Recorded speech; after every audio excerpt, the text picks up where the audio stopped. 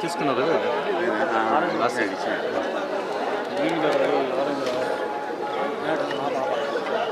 ఆమె చెప్పింది chess champion అమ్మ అతనికి తెలియదు కలిసిపోతుంది మొత్తం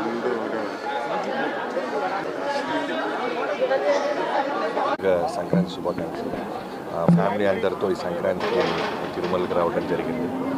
ఎంఎస్ రాజా గారు అన్న అని ఫోన్ చేయగానే అందరికీ చక్కగా దర్శనం ఏర్పాటు చేశారు. సో చాలా హ్యాపీగా ఉంది. ఈ సంవత్సరం చిరంజీవి గారి సినిమా స్టార్ట్ చేస్తున్నాము. త్వరలోనే మళ్ళీ ఆ సినిమా రిలీజ్కి మళ్ళీ వస్తాను. Thank you so much.